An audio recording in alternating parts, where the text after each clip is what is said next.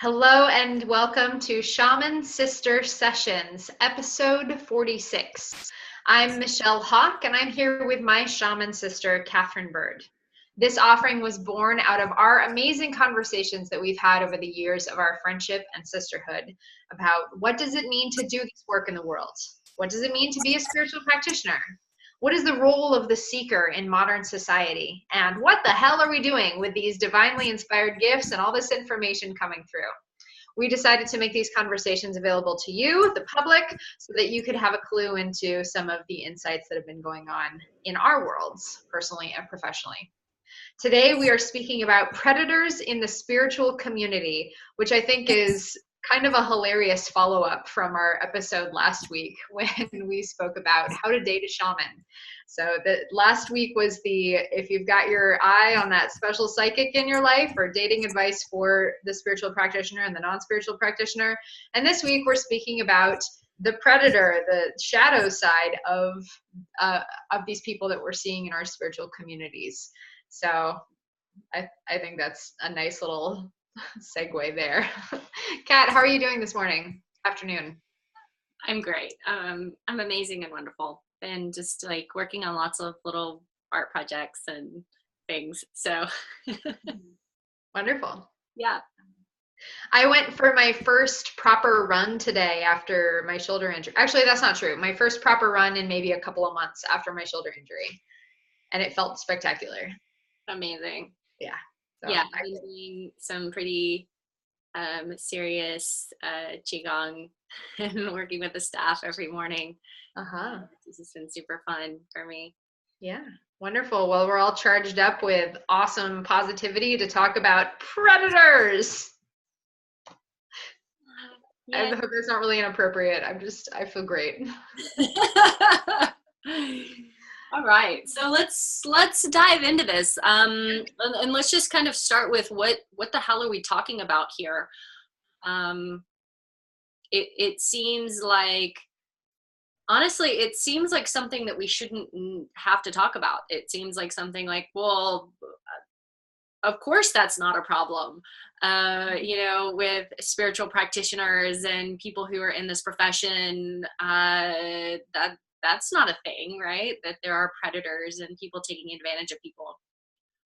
But of course it is. It's a thing. And yeah, and unfortunately, we like, we who are in service to healing and in service to spirit like to think that some of that really gross, icky energy doesn't show up in these communities, and yet we are not exempt from some of the really nasty stories that we're hearing about.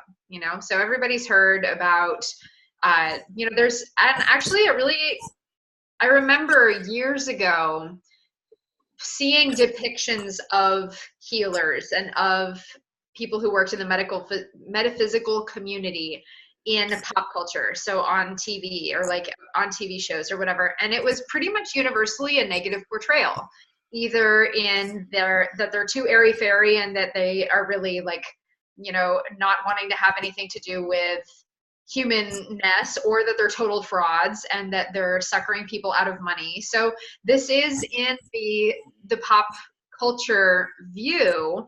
I think it is shifting around a little bit, and yet there has always been this kind of shadow connotation, people who sell snake oil, right, who are trying to cheat people out of money.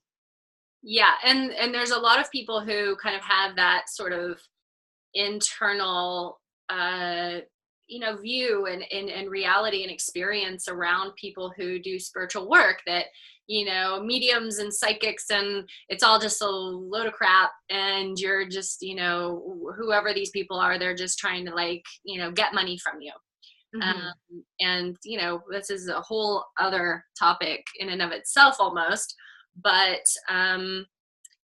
well, it's one of the faces of predation, right? And so taking advantage of financially and cheating people out of means. Another face of this predator aspect that we've been witnessing and hearing stories about in these communities is the sexual predator, and those who are manipulating people using their position of power as a teacher, as a guru, as whatever, to take advantage of the people who trust them and who are in vulnerable positions. Yeah. And these two places are really where we see the most predation out there in our communities, either, people who are really taking advantage of people financially, who, have their followers who, on the one, far end of the spectrum, the kind of guru phenomenon of, or, leading kind of a spiritual community and, oh, you need to give us all your money and kind of buy into the community because we're all on this religious spiritual path together. We've seen this all over the world in different places. And then also in this terms of taking advantage of people sexually. And so probably going to spend most of our time talking about these two, but, there are other ways that there are predatory behaviors that are happening in spiritual communities and with practitioners, that have to do with power, right? A lot of it is just like having to do with having power over someone else. So it can be keeping somebody in their victim mentality, their victimhood, keeping them broken, keeping them needing to be healed, keeping them needing assistance all the time. Even actually, it's possible to actually take people's energy away from them in order to be that person who gives them energy, right? Who it keeps someone reliant on them instead of teaching them how to take care of themselves and heal themselves and do the things for themselves. It actually becomes a kind of a codependent relationship where the practitioner is maybe using their power and their influence to convince this person that they're the only person who's going to help them. They're the only person who's going to save them. They're the only person who's going to heal them. They're the only person who loves them. Like all of these things are also in this sense, an aspect of predation within spiritual communities that, we often see when it gets to such a huge, crazy, narcissistic insanity, that, police have to be called in, or somebody, loses everything, somebody dies, like crazy stuff will happen. And that's usually when we are aware of what's going on, but it can be happening more in these subtle realms.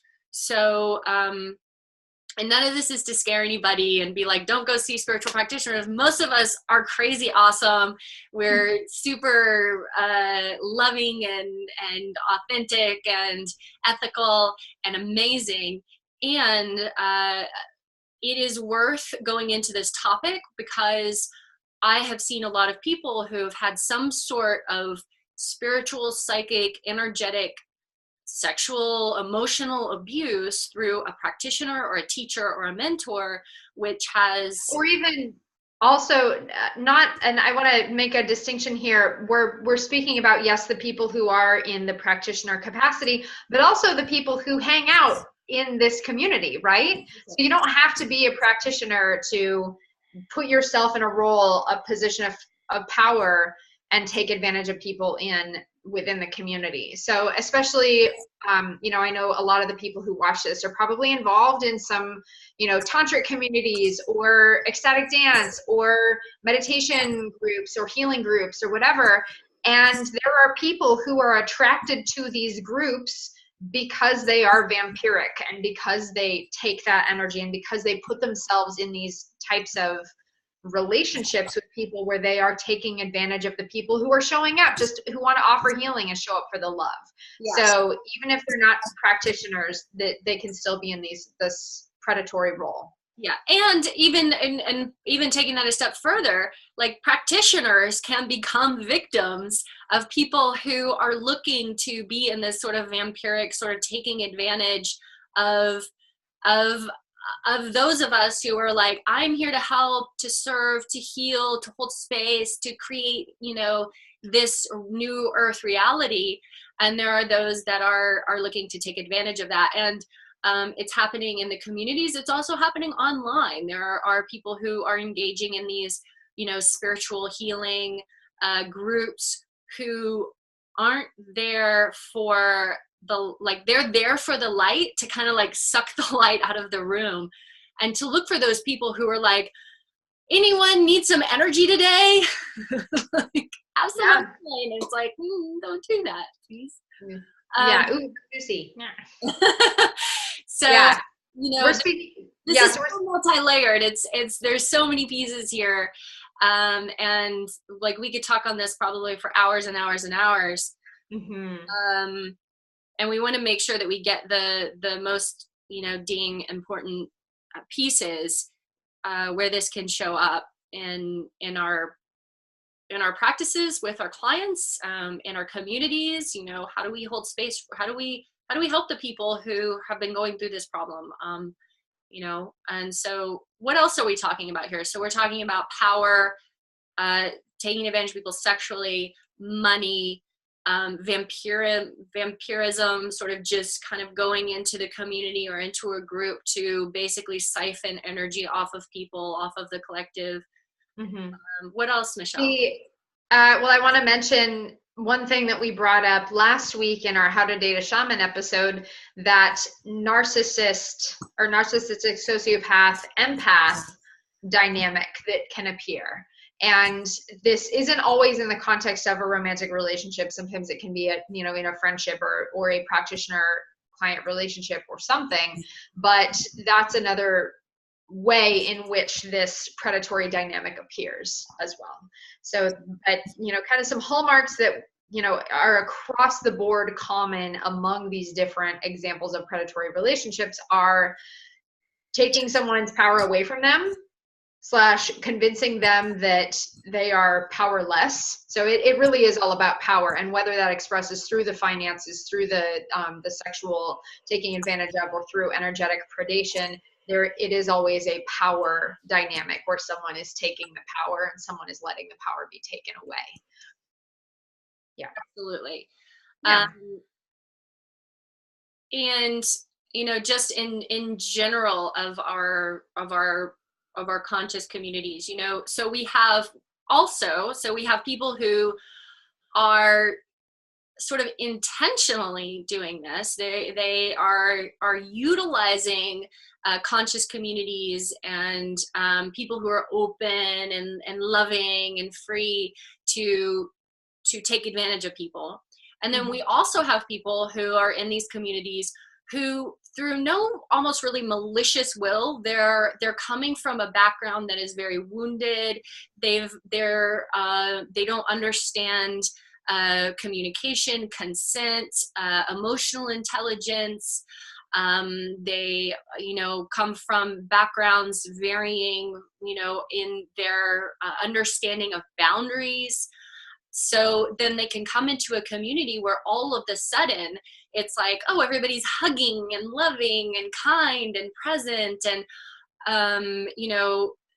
the signals can get mixed, and then they might learn a modality or learn something and then want to do that with someone, and it's inappropriate, or like there's lots of things that can happen.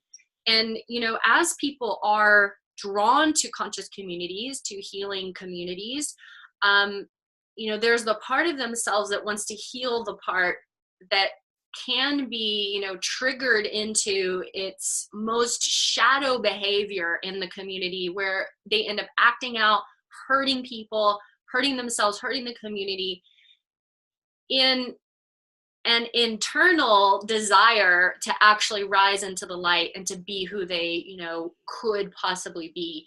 And then we're sort of left with how do we deal with those people? How do we deal with people who are struggling with concepts, struggling with being able to integrate into a community when their family was so maybe dysfunctional that now their dysfunction is just rising to the surface to be dealt with. And that process is damaging and comes as predatory behaviors. Yeah, even if they're not necessarily intending for it to express that way. So we've got a few, this is a very multifaceted issue here, where we have the people who are doing it on purpose and they know they're doing it. We have the people who are doing it on purpose, but they might not know that they're doing it, and I think this is sort of in the narcissist sociopath, like maybe it's not conscious, but it's just happening. And then the people who aren't doing it on purpose, don't know they're doing it, genuinely want to be involved, but just don't know how to do it in a healthy way. So we have these, these three kind of categories of behavior. Let's start with the most dangerous ones. Let's start with the people who know exactly what the fuck they're doing and are doing it on purpose, right? So these are, I think also in many ways, these are some of the, I don't want to say easiest spot, because I know that sometimes like they're hiding in plain sight and people don't see them. And actually, no, they're not the easiest to spot. I totally retract that. It's the most shocking after the fact, I think. That's fair to say. Where it's like, holy shit, this is where we're talking like brainwashing, right? Where people are either, maybe they're working at a retreat center, or they're working for a spiritual teacher, or they're living in an ashram or something for years. And they're in this abusive relationship, an abusive power dynamic of some kind, where all their money and all their energy and all their life is basically devoted to this thing outside of themselves. And they're doing it out of a service thing. And there's this brainwashing that goes on where people like, I don't know what's going on. I feel like I lost myself, but here I am living in service, and this thing exists outside of me. That's a really, one of the extreme examples of this. And so what are some of the warning signs? How do we avoid that? I have quite a few friends who have been in cult situations, and being with a guru and in a spiritual community that seems like, well, this is where I belong, and love and all light and all of this stuff, and then eventually realizing what is going on. And sometimes it takes years and years to, number one, realize what's going on, and then to extract yourself from that experience. So traumatizing. But in context of that, there is often that experience of, like you said, I'm disempowered, and there are others around me that have power. And there's something wrong with me. I'm bad. I am lazy. I've heard from different people, there's all the different kinds of techniques that are used in these scenarios, but, I'm lazy and I need to work harder, for this group, for this guru. I have this karma that I have to work off or shed from my system. I have ego. I'm too full of my ego, and I need to kill my ego. And so I have to go through these horrible things. And, it's hard to, extract yourself from an experience when things are so shrouded in spirituality and spirit talk. Mm-hmm. Because on one hand, it's like, oh, well, yes, I do need to like, and I'm learning these spiritual tools and practices and things. And so sometimes it's harder to see the stuff that's underneath those things. Mm-hmm. I think in general, though, it's fair to say that, some of the common threads that you were saying, Kat, and, knowing people myself as well who have been in these situations, there's this element of something is wrong that needs to be fixed. And the way that expresses is, like you were talking about the ego death, or like I need to work harder, whatever it is. But I think and it's fair to say, I'm trying to insert the red flags in here so people can take note of. If a practitioner tells you there is something wrong with you that you need to fix, and I can help you fix that, treat that as a red flag. I would. Absolutely. And especially if it comes with I'm the only one who can help you fix that. That is big fat red flag, run away. Because any ethical practitioner is not, first of all, not ever going to tell you that anything's wrong, right? Because it's like, yeah, we have our challenges and stuff, but you don't go around telling people like, yeah, you're wrong, you need to be fixed. Like that's not a thing. That's very shaming. It's very putting myself in a position of power over you. And especially, oh, I'm the only one who can help you with that. Any good practitioner, any ethical practitioner knows that everybody has some kind of medicine, and there are many paths to the top of the mountain. I am certainly not the only practitioner who could help anybody at all. There are plenty of good practitioners out there, but if you decide that I am the right one for you, then that's completely in your court, and I am happy to help you. I am happy to work with you. But anyone who's saying you're not going to get this from anybody else, yeah, walk away. Well, you and I, Michelle, are both challenged by dogma, you know, Yeah.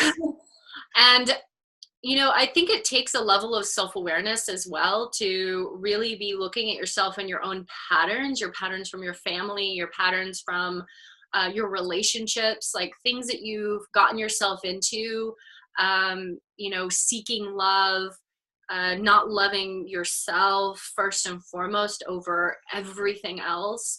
You know, those patterns can be exploited by people. And so sometimes it really, you know, and it's funny because we can look at certain people and like there's not a total pattern for people who will join cults, because there are people from all walks of life, all different kinds of religious backgrounds and socioeconomic backgrounds and different things.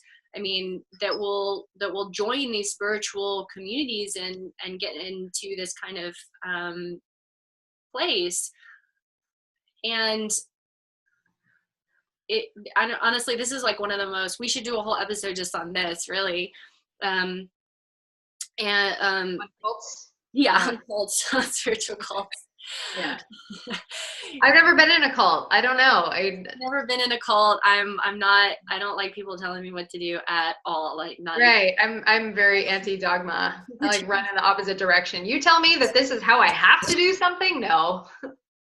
There are many ways to do things. But it can be subtle, you know, it's like you can be slowly sort of brought into something where you're like all of a sudden. I think that anything that gives you a sensation inside that's like, oh, this doesn't make me feel good. Like this doesn't make me feel like a good person. Mm-hmm. And you know, another piece is that oftentimes there will be a separation. Like this experience is trying to separate you from friends, from family, from communicating with other people, from having your own things, you know, your own car, your own money, your own clothes, your own things. These can all be warning signs. And not to say that there aren't beautiful spiritual communities where, you know, going in, you know exactly what you're getting into, you are entering into a certain kind of life of, you know, not having a lot of stuff and things. And you know what's happening, and it's, you know, can be totally above board and beautiful. But there are a lot of instances where this doesn't turn out to be the case. So right, those that are on the up and up, you know, and are practicing ethically, like they're going to be very transparent with you about, hey, this is what we're doing, this is why we're doing it. And I think it's important to make a distinction between if something makes you not feel good in an unhealthy way or in a healthy, like growth edge pushing way. yeah. And that does take a little bit of discernment, you know, because especially if we're going through some really sticky healing stuff, there can be some of those edges pushed where we're really working on our shit and it is uncomfortable. And yet we can usually tell the difference between, okay, I feel better after having this breakthrough and I feel like it was in service to me, you know, being a good person, Kat, like you were saying, or it is in service to helping me feel more empowered, as opposed to, gosh, I feel like I'm really pushing this edge and I just feel awful in a bad way, right? So there's some of that distinction of, is it healthy discomfort or unhealthy discomfort, and allowing that healthy discomfort does have a role in the healing process. Yeah, and this is a very tricky thing because for a lot of people who maybe come from very dysfunctional homes or abusive backgrounds, it is very challenging to peel those things apart, and to not to go, oh, this is really uncomfortable as in abuse is occurring, and it feels so familiar, it feels like love to me, so this is where, you know, this is where I'm going to hang out. You know, a lot of times people will have experienced abuse and not have realized that that was abuse at all until way later in the game, when they can get some, reflection on what's happened. And this has happened with a lot of other instances in experiences and conversations that I've had, especially with, well, I think it's for with women and men who've had, sexual things that have happened, or, things that have happened in certain sessions with people or whatever, when on further inquiry and digging and reflection, I was like, oh no, actually that should never have happened, or that was really inappropriate, and I didn't even like signal it as inappropriate at the time, because of maybe the power dynamic that was at play. Because of the power dynamic, or because of whatever container was in place, where, maybe there's an agreed upon, oh, you're working on me, so I know that this is a healing session. Right. And yet there is, people who set a container, I'm not sure exactly what words I want to say. Like, people can break the container, so like an unethical practitioner is like, yeah, they might say, hey, this is what's going on, or, say, oh yeah, I'm doing healing work on you. And yet there's, please don't take that as a given that, especially if it's someone that you've never worked with before, or you don't know personally, or don't have coming from a very strong recommended source, or whatever the deal, or maybe you get a vibe, or it's really tricky. Quite honestly, it's really, really tricky. And there is a reason that so many people end up in positions that later they look back on and wonder, what the fuck happened? Because it's not necessarily easy to trace how we got there. So I've spoken actually a couple of times, not really very overtly, about my abusive relationship from several years ago. And I've alluded to it a handful of times. And yet I feel as though this particular episode is really the one that it's most relevant to.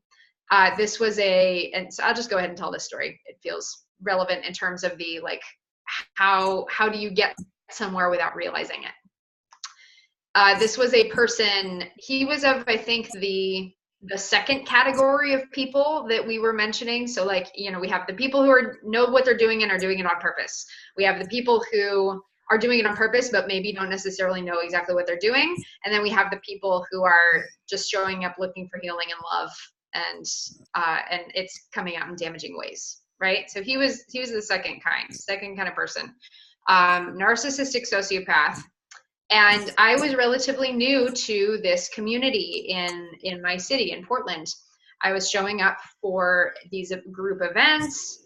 I started making friends. I showed up and is like, okay, cool. These are my people. I'm ready. I'm ready to dive in. I'm coming in open-hearted, like totally trusting and awesome. And he kind of cottoned on to me pretty darn quickly, because here I was, a brand new, beautiful face in this group of people who hadn't met him yet. And he approached me, and we started a relationship fairly quickly. And over the course of the relationship, it's really interesting to look at, like, how was I feeling when we started? I was feeling open and curious and excited and trusting. And by the end, I was making really out of alignment decisions. I was making these decisions about my life based on this incredibly manipulative relationship, this incredibly manipulative dynamic, where by the end of our relationship, I was firmly convinced that I wanted my life to be a certain way, and that I was actually convinced that I wanted it to be like this. And yet that version of the life was what he wanted. And I had some really unhealthy stuff come up. I had some extreme violations come up that I didn't even register as violations until I told a friend about it, and she burst into tears. And I had no idea why she was upset. There was that level of gaslighting. And remember, gaslighting, we talked about last week, is where a technique of emotionally manipulative behavior where someone convinces you that your reality is not your reality. So I had no idea what my version of reality was. I had stepped away from my psychic gifts. I had stepped away from a lot of my really healthy connections. I had stepped away from who I was because I was following this trail of emotional manipulation and I had no idea how I ended up at the end. Thankful, even though, again, as aware as I am, this happened. So it can happen to anybody, absolutely anybody. And thankfully, I realized it eventually. And I did remove myself from the situation, but it took a lot of work and it took a lot of processing after the fact. I can speak about it totally cleanly now because I've done my work on it. But there is there's so many resources out there for people who have been in these situations, and it took a lot of work on my part to be able to look at, oh, that's how that happened, I get it now. Never again. Yeah, and just to say, like, this was a handsome, intelligent, adorable, engaging, just super fun, and like, just somebody who really, honestly, it was somebody who you felt like you could just put your guard down around, and Yeah. just be really playful and connection, and like, you know, with somebody who was really easy to connect to and really easy to talk to. And He was well known in the community. Everybody knew who he was. Everybody loved him. everybody loved him. He was a great guy. Everybody, you know, was his friend. And you know, and it turned out that he was actually engaging in highly predatory behavior with many women in the community, and when was confronted in our community, just took off and joined another community. Yeah. So and you know, never was, you know, had any ability or desire to you know, look at himself or do any, you know, like, not going to do it. So, you know, these people can be pillars of a spiritual community. So if you're entering into a community and you see that somebody is kind of, they're leading things, they're doing things, they've got friends, they whatever, it doesn't necessarily mean that they're not going to engage in some kind of behavior that is not in full alignment with who they might seem on the outside. So that doesn't mean it, all that stuff honestly doesn't mean anything. Yep. Yeah, it can be very, very, very tricky. And again, I share that story pretty darn comfortably because I've done my work around it, but I also share it because it can happen to anyone. Like, anyone can find themselves on the short end of the stick in a really sucky power dynamic or abusive situation or manipulative situation, and treat yourself with compassion. If that's been you in the past, or if that is you eventually, it can happen to anybody. And there are plenty of resources out there. There are many, many articles, many videos, many hotlines for people who have been in this sort of situation and coming to terms with all the really subtle layers of abuse. Because, you know, so yeah, this was an abusive relationship. I mean, he didn't beat me up, but it was still wildly fucked up. And it took me a long time to be able to call it an abusive relationship because I didn't have any bruises, but it left marks for sure. So, and same with any of these situations, any of these, you know, these predatory spiritual relationships, or these practitioners who aren't practicing ethically, even if it's not an abuse that you can point a finger at and say broken shoulder or whatever, it is still in the abusive spectrum. Yeah. So thank you for sharing that, Michelle. You're welcome. I want to talk about sex. Yeah. Let's do it. Sexiness. So something that I've heard quite a bit, kind of from a lot of people, and mostly women. Haven't heard so much from men in this experience, but I'm, you know, doesn't mean that it's not happening.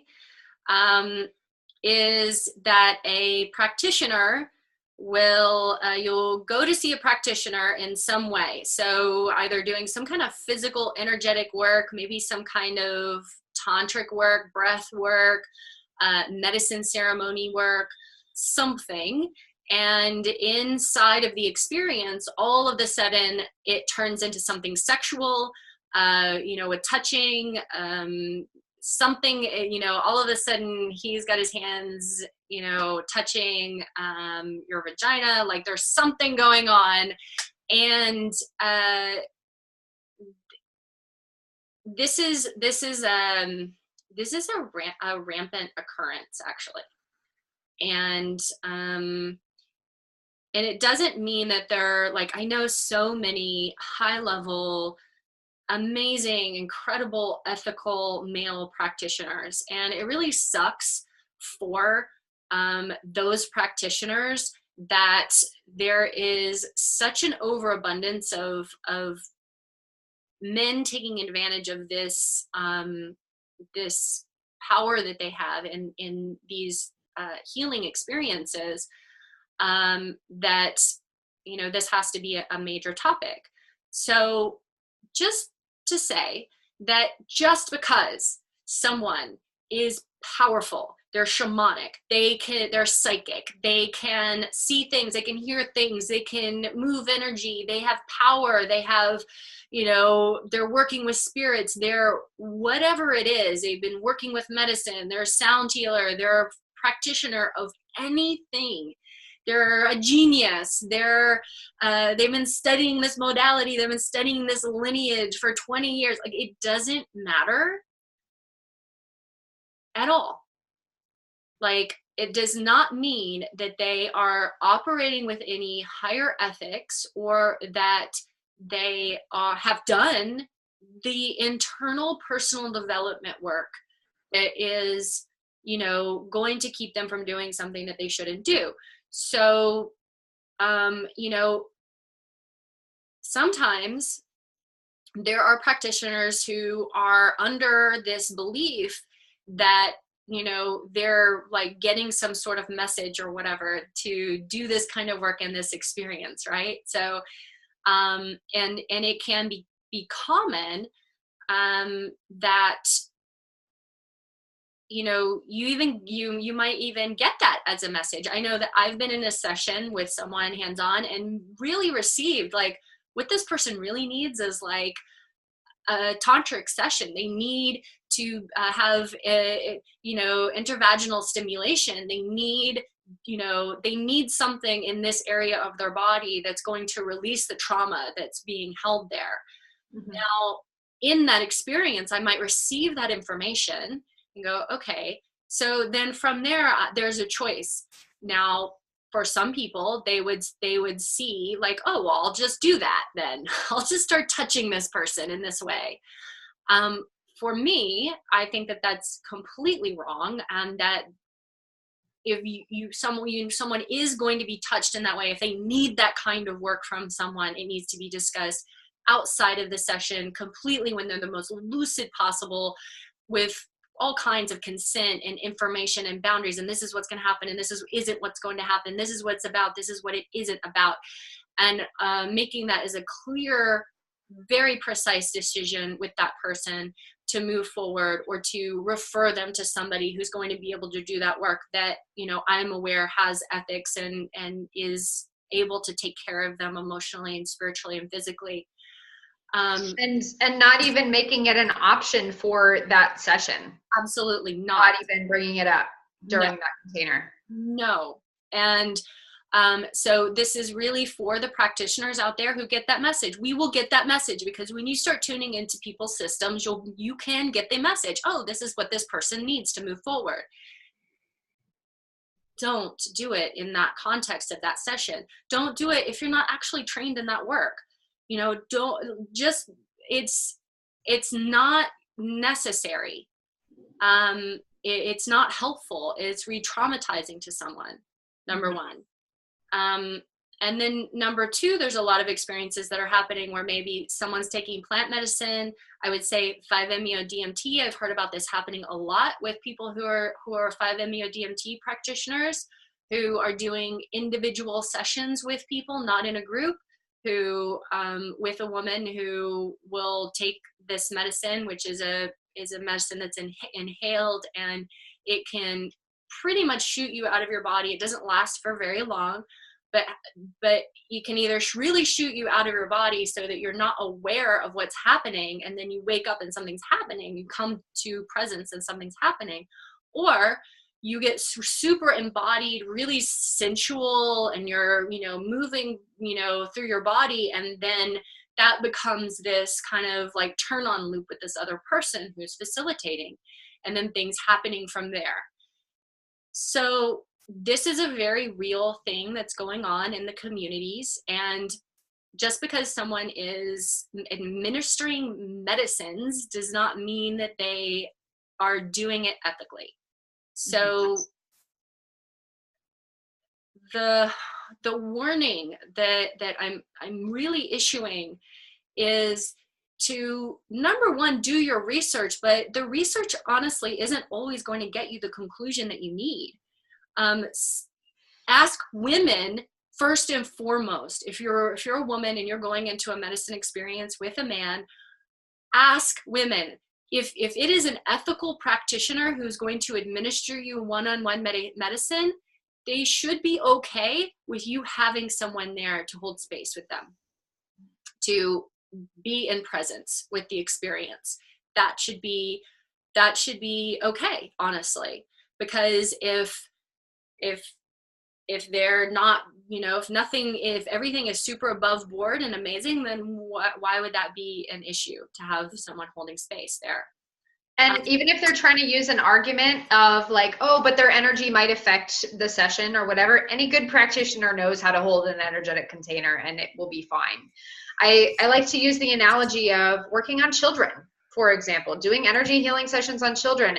I will not work on a minor unless their parent is there in the room.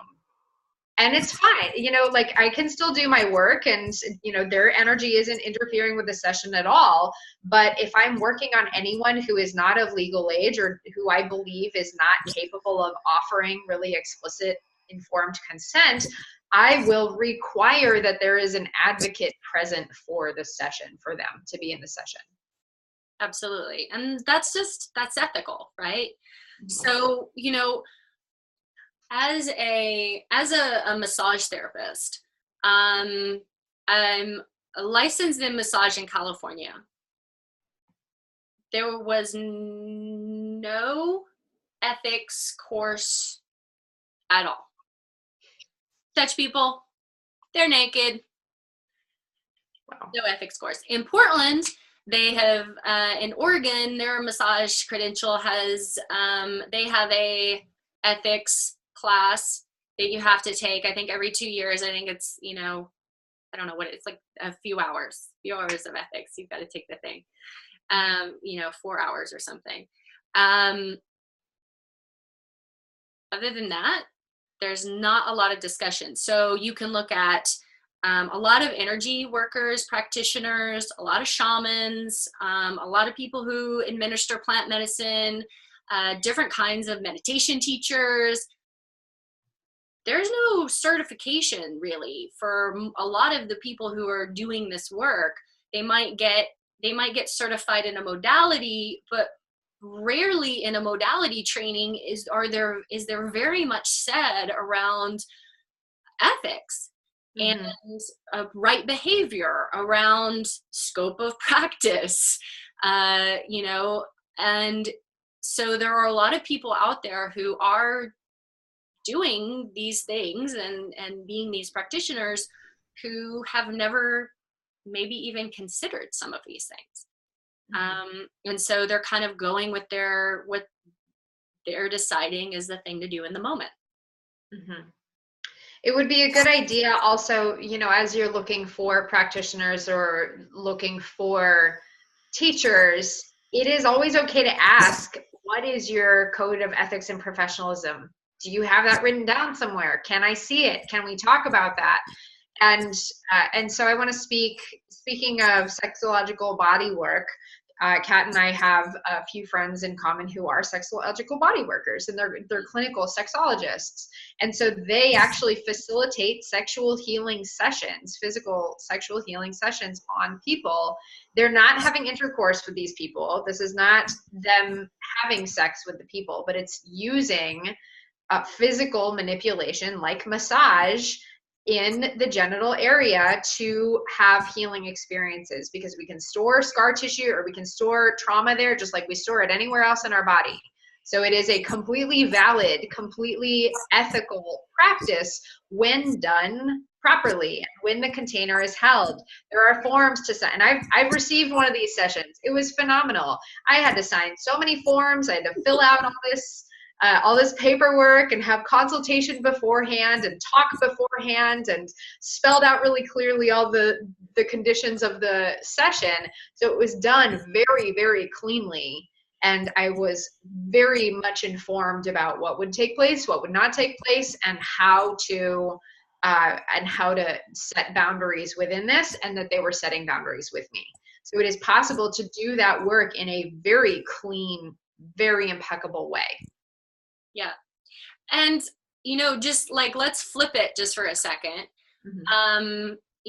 I also in, mentoring others, I've had a couple of sketchy clients who sort of, like I'm working on them and they kind of like stick their hand on my butt, like, or some sort of just like weird energy or saying weird things. But I have had in mentoring practitioners have, heard stories. Oh my gosh, this guy showed up and was in the session and he took his pants down and like all of these things. So, it can happen on the other side, where there are people who are looking for practitioners to touch them and be close to them and give them, energy and love and stuff. And then it's, flips, and they think they're getting into something else, or they think they're receiving something different. They have something else in mind. And so if this comes up in a session, like for a practitioner, this can be really shocking and traumatizing, because we're so like in alignment with what we're doing. And then to have that happen, it's like, oh my God, what? So number one, like if ever anything is happening in a session that you don't feel comfortable around, like ending the session immediately. This session is over. I'm asking you to leave. Your safety and well-being is paramount. And sometimes we feel guilty if, oh, this person paid me for this thing. And, I'm supposed to be giving this, massage, and I'm supposed to be whatever. It does not matter. Like we have to take care of ourselves. And so this is sometimes some things that come up every once in a while for people. It's not super common. Like none of this is common, but it does happen, right? It's not like you're going to run into it constantly. But it can be an occurrence. And so the more clear you are with yourself, the more clear with your boundaries, with what you will and will not allow within your field, within your sessions, within your space, the less that those things will occur. But always be willing to just, no, this isn't happening. Right. No, I don't do that kind of work. Right. It's like, I've had men that have asked me, especially as a men's coach, having a men's coaching business for so long, oh, do you do tantric work? Oh, do you do, it's like, no, I'm not doing that with you. Sorry. That's not part of my offering. If you would like a referral to someone who does that kind of work, I can send you some names of some people that I think would be great. Mm-hmm. Yeah. No big deal. And yeah, Kat, you're right. I mean, this isn't a common occurrence by any means, but one bad experience with a healer or a practitioner can color your experience with any healer or practitioner. Yes. And so we're saying this not to scare you, not to put you on your guard, not to make you, talk you out of ever going to see a practitioner ever again, but to inform you that this is a thing. And again, that ethical practitioners will be okay with you asking questions. They will be okay with you making sure that you feel safe in your work together. That is a number one priority for any practitioner, any coach, any healer, any shaman who is doing their work with integrity, is that you feel safe. Absolutely. Absolutely. Mm-hmm. Same again for that flip side for any of the practitioners, shamans, coaches, healers, etc. It is important that you feel safe doing this work with a client. So both people feel safe, everyone's needs are met. Okay, work can proceed. But as soon as there's element of weird power dynamic or taking advantage of or manipulation or anything, like cut that and walk away. Yeah. You know, it's such a fascinating thing, right? That we get to be in these you know, communities of people who are at all of these different stages of development and awarenesses and abilities to, you know, understand themselves and understand, like, actually being in community and being with other people, around other people. And so, you know, like, kind of coming to that third group of people who really are in the space of just kind of like this unawareness, right? They're operating from their triggers, from their shadow, from their own wounded self, from their trauma, um, you know, and having come into a spiritual community. So it doesn't take much for somebody to go to a festival, put on the festival clothes, take some mushrooms, decide that they're conscious, and then now they're in the spiritual community. Like, they're full force, they're all in, they're like making pendants and doing sacred geometry art, and they're like full on spiritual community person who's going to all the events, everybody knows them. It doesn't take much for somebody to enter into the community.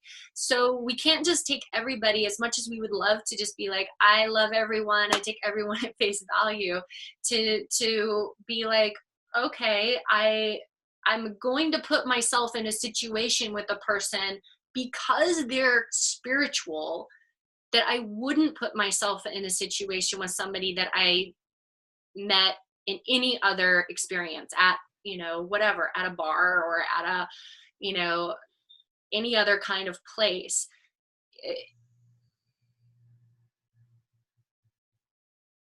Just because they're there in the spiritual community doesn't mean that they're a safe person.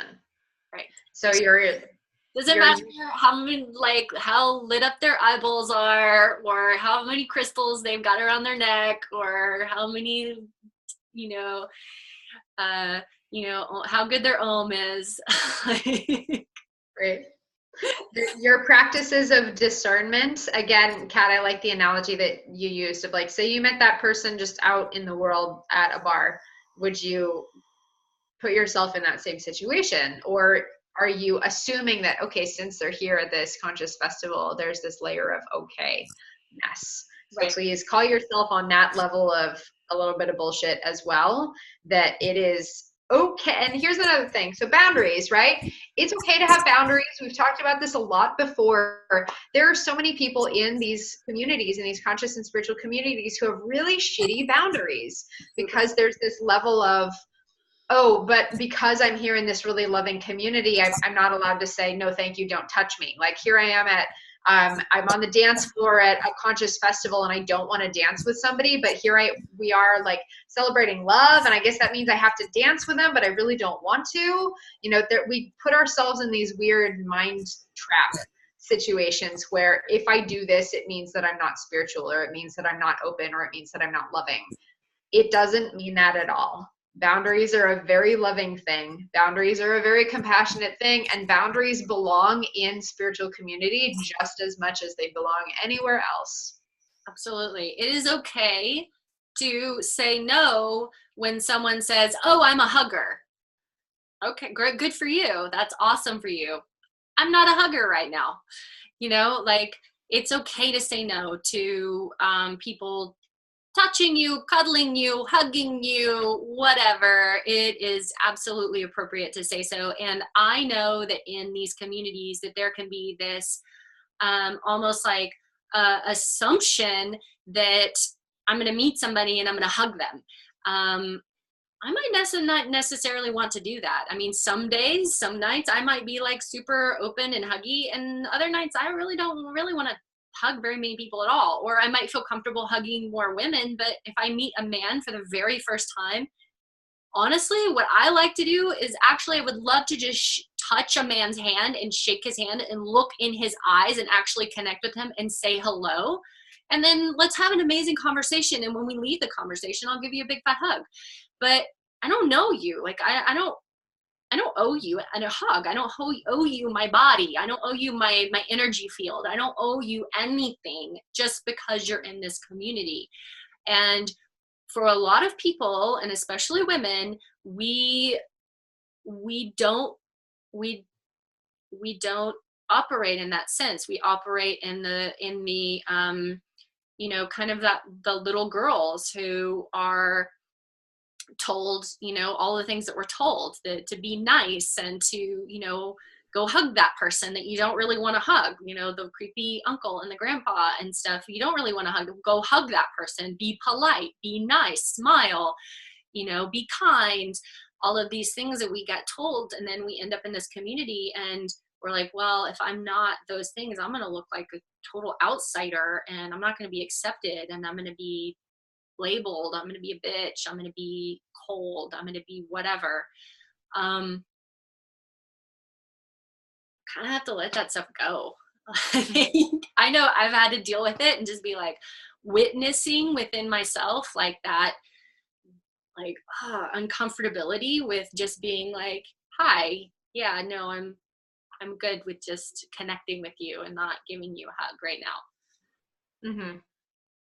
Yeah, sometimes it can take people by surprise a little. I do the wave thing. If I don't feel like touching anybody at all, I just go, hey. And then later I might decide to hug them or not. But I mean, there's sometimes I don't want people touching me sometimes. And if I'm feeling very sensitive or I'm around a lot of people, it's just, hey. And that's enough. And that's the thing is like, we're, you know, here we are, we're a group of, you know, psychic, shamanic, empath, you know, people who work with energy and emotions and all of these things. And then we're expecting ourselves to go into 50 or 100, you know, people and like keep touching people and, you know, being intimate in this way, which can be very ungrounding and, you know, be a good reason not to go out at all. And be like me, I'm like in my little cottage, hiding, hiding from the world, so I don't have to touch people. Right. Yeah. The wave. Yeah, it's a good one for sure. I want to give people we've sprinkled a few pieces of advice throughout our conversation today, but what are some really grounded takeaways that we can offer you about finding, you know, kind of noticing these people, but also making sure you don't put yourself in these positions in the first place? Number one, boundaries, sovereignty. Sovereignty. Number one, sovereignty. the better boundaries and the sovereignty that you have of like, I am who I am, and this level of unfuckwithability.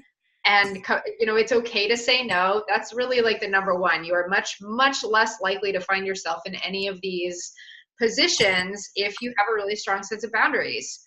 Admittedly, I'll just finish real quick. Admittedly, in my situation that I shared with you about this abusive relationship, I was entering this community as a wide open, like Care Bear love beam of like, hey, here's my people. I had really crappy boundaries at that point in my life because there was this hunger for connection and there was this excitement about discovering this group of people.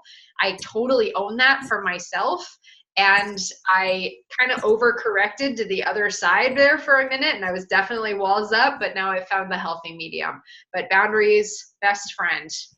Yeah, and this is when you have that, when you exude this sense of self-awareness, self-containment, sovereignty, boundaries, honestly, you're actually seen as a more powerful force in the community and you know, someone that people are more respectful of, that they're more actually likely to work with, because it's not all leaky. And you know, and if you want to dive deeper into this, I believe we have a whole episode on boundaries, right, from kind of last year early on, I think somewhere in there. Go back to Shaman Sister Sessions on YouTube or on iTunes. And we did a whole episode on boundaries, one of the most important things that we can have as practitioners, as people in general. Mm-hmm. Yeah. So boundaries and sovereignty, number one for not ending up in a weird, abusive, manipulative, power dynamic, predatory situation. What else? On both sides, both for the boundaries and sovereignty for both the practitioner and for anybody who's seeking help. Mm-hmm. You know, really a lot of just following that gut instinct, following the intuition and the inner guidance, listening to your body. If your body freaks out and is like, which some of us actually don't have a really good read on what's going on inside of our body. We either are we're over feeling things as being unsafe, or we just don't really actually have a good navigation of things that are running into unsafe mode. So really sitting with yourself and starting to have an inquiry as to where you are in that spectrum, you know, and starting to develop a relationship with your own body to be able to start to get the feedback that you need, which you might need to go see a practitioner about, and start actually moving trauma and moving energy and emotions through the body, starting to reconnect, starting to have a self-care and embodiment practice, which will help you to you know, be able to be aware of things as they're happening in the situations. Mm-hmm. Mm. I feel like you grouped a lot of them in that one. There's a lot of pieces there. There's the discernment part, there's the have a personal practice part, and there's the trusting yourself. All of those were within what you said. Yeah. It's great. Asking questions also, I think we kind of underlined that one a whole lot, but ask questions of your practitioner, ask questions of people who have worked with that practitioner before, ask for what your needs to be met around safety. Have a safety conversation. That's totally okay. Like, you know, like you would have a safe sex conversation, which I'm a huge advocate of, by the way. Have a safe ceremony conversation, have a safe whatever conversation, you know, kind of that same agreement. Absolutely. It is absolutely okay to ask, what's going to happen here? You know, what are my expectations? Mm-hmm. And if you're entering into, you know, if you are entering into an experience with someone that is more on this like tantric sexological, there's probably going to be a safe word, like, you know, where you should be able to and should feel like you are able to stop the experience at any moment. And for that to be totally okay, and to have that is really important. I actually had a massage therapist and I mean, the safe word was stop, but she had me say it too. And she's the only massage therapist I've ever had do this. But, you know, at the very beginning, she said, and if at any time you want me to stop or take my hands off of you, the word is stop. And she actually had me practice it. And I thought that was really cool. I thought that was very consent informed. Absolutely. I think that as we dive deeper into the realms of consent, I know a lot of times people come to see me and they're just like, I have no idea what's going to happen. And I'm like, okay, well, I can't tell you exactly everything that's going to happen because I don't know either. But, you know, here's kind of a little outline of probably what we're going to do today, or probably what might happen in this session coming up. And, you know, within that also as a practitioner. So yesterday I had a consultation call with somebody who's coming to me tomorrow. It was a man who wrote me a message on my website, and he's like, hey, I want to come in for a session, and what does it charge? You know, when can I book it, and what do you charge? And that's not actually how I work. I don't actually work with people that way. So you can't just book a session with me. So I was like, okay, well, you know, I have different options, but do this to book a consultation, and we're going to have a conversation first. And that for me is number one, to be able to figure out exactly what's the, you know, what's the best, course of treatment for this person, and am I, what am I getting myself into?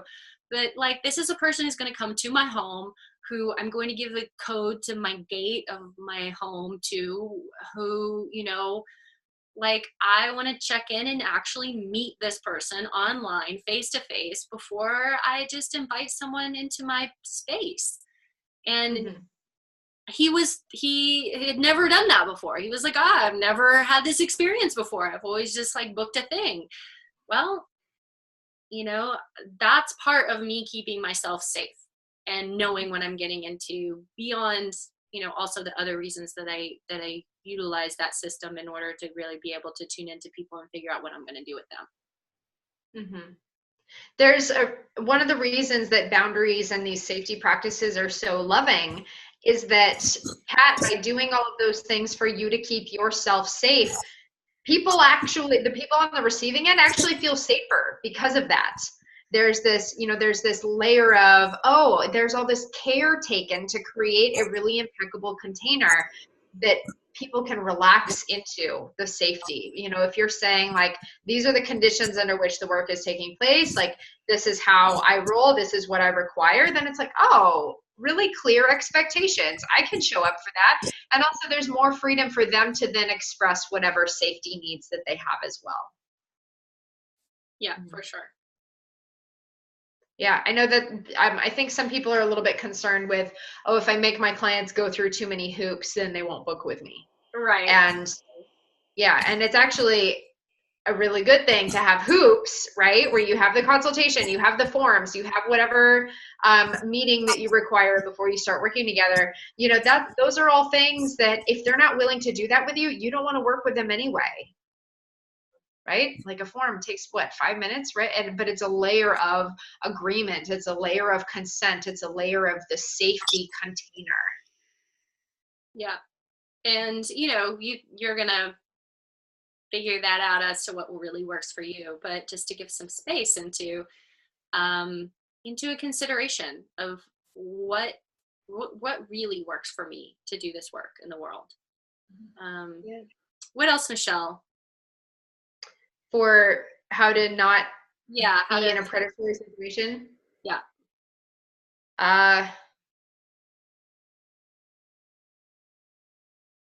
Those are really good ones right there. The sovereignty, boundaries, trusting yourself, having a dedicated personal practice, asking questions.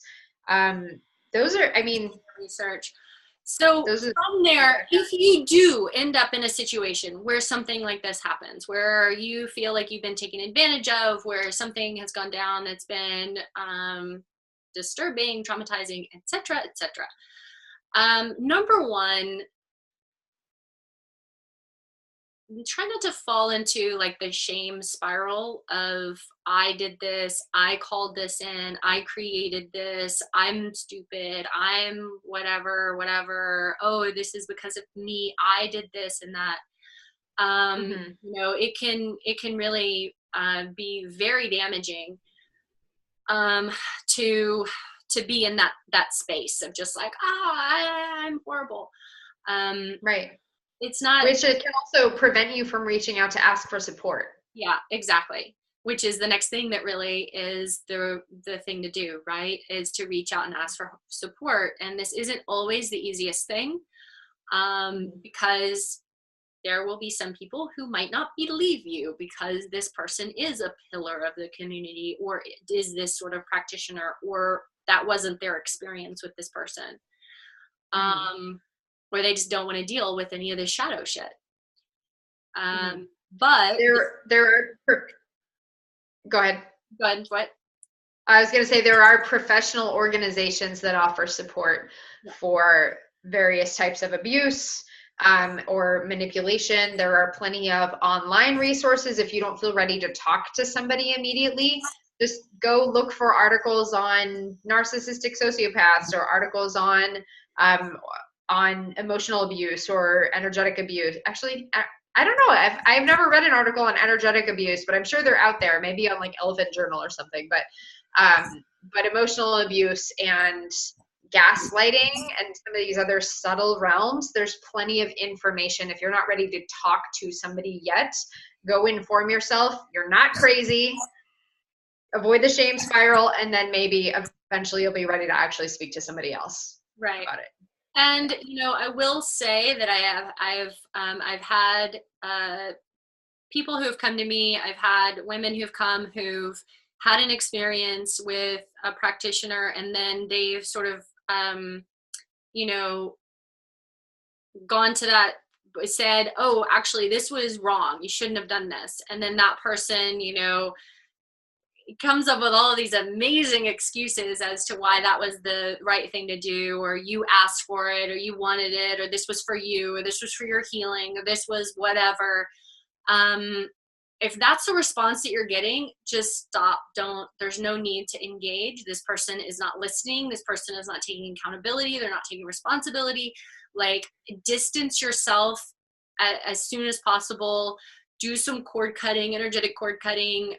There's a blog post on my website about cord cutting. Like, there's lots of resource out there about cord cutting. Do some cord cutting with this person energetically, and seek help elsewhere. And sometimes it really does, if having conversations that are very challenging with people who you feel like will listen and will support you and will be able to hold space for you. Mm-hmm. Yeah.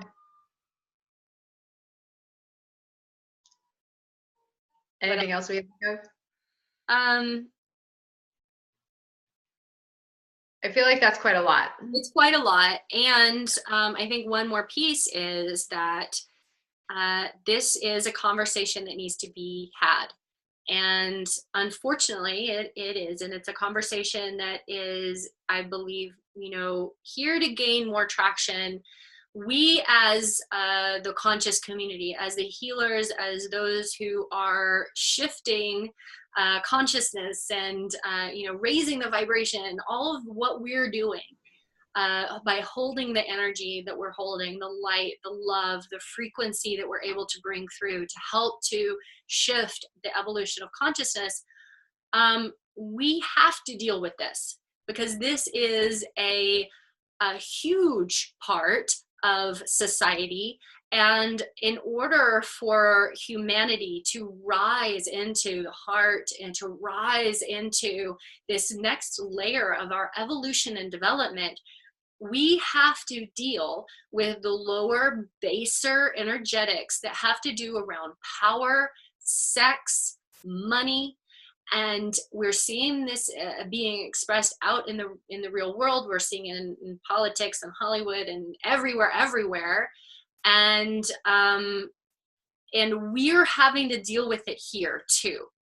So we can start to kind of see that there's this larger reasoning behind, well, why is this happening in these communities? And why is this so pervasive? Well, because it has to be moved through the system in order to be completely healed, in order to truly find the light. These shadows must rise to the surface. So we're being called to look at this, to talk about it, to support each other through this, not to spiritually bypass this and to be like, oh, this person called it in, or like, this love and light, I don't want to look at this.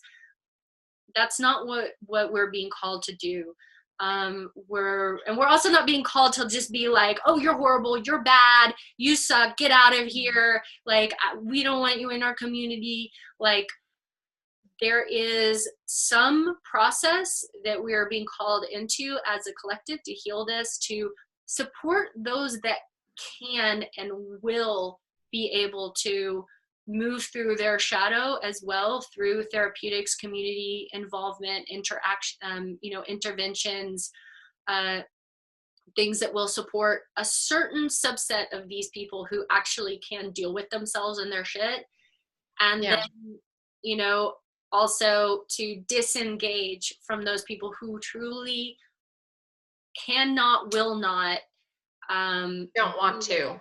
They will not deal with themselves in this lifetime, and to disengage. And just one more thing, just that if you are personally in your trauma, if you're personally dealing with your childhood abuse, with rape, with sexual abuse, with things that are happening for you, if it's in your field, very present, it might not be the best time for you to be actively engaging in certain aspects of this conversation and things. Like, take care of yourself first and foremost, get the healing that you need, seek help as you need it, and give yourself the space from experiences. If like, oh, I don't really need to go in and go re-traumatize myself inside of this conversation right now. What I really need is to go home and love myself, and go to my therapist, go to my somatic healer, go to the people who are supporting me right now. You don't Mm-hmm. have to be a part of this any more than what you're capable of at the moment. Mm-hmm. Absolutely. Giving ourselves permission to take on what we have the capacity for and nothing more is a very, very important thing to do. That's something that I personally dropped the ball on real hard in my situation, and I was trying to show up for everybody else's healing in the midst of trying to show up for my own healing, and it didn't work that well.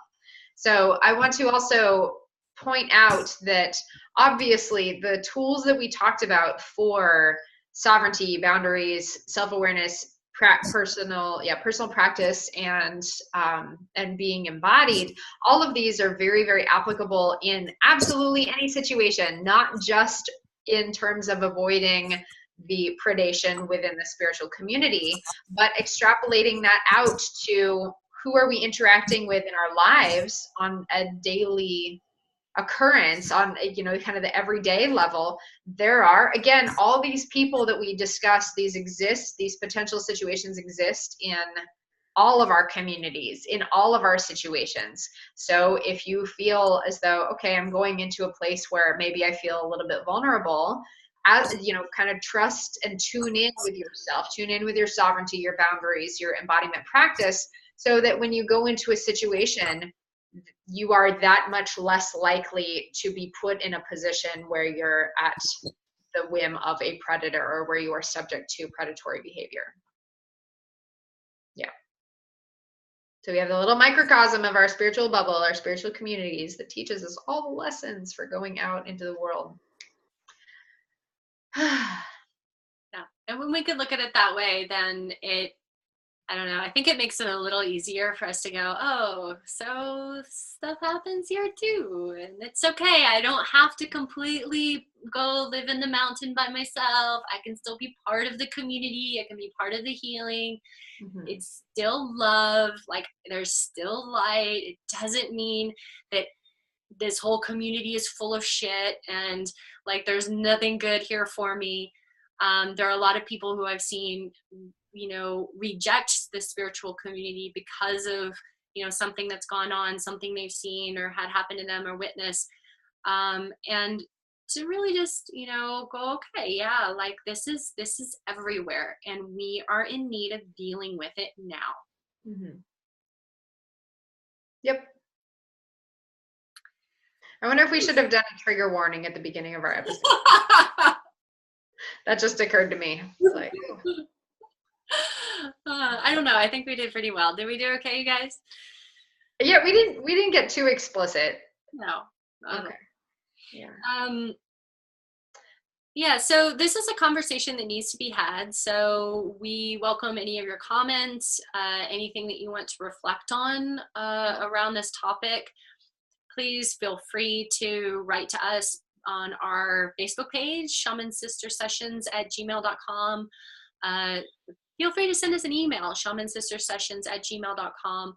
You can watch this or share this, maybe in a Facebook group, a community that you're a part of, that's having conversations around these things. Might be a good place to share this, just so that we can start to have this as a conversation for all of us. one of the things, you know, as God, am I like an elder? I don't know.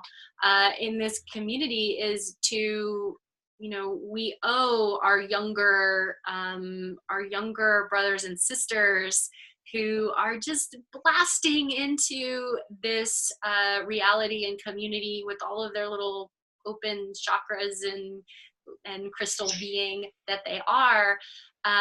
You know, we owe it to them to be having this conversation and to be, you know, supporting them so that they don't have these experiences and you know, fall prey to things that are going to shut down their spiritual development and growth.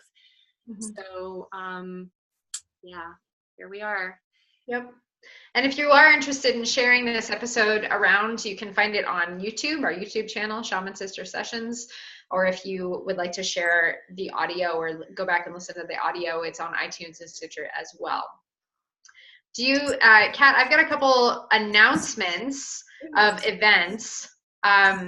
Let's just take a quick minute for that. For those of you in Portland, on the Friday, this Friday the 17th in the evening, I'm having a Scorpio new moon lunar alchemy event.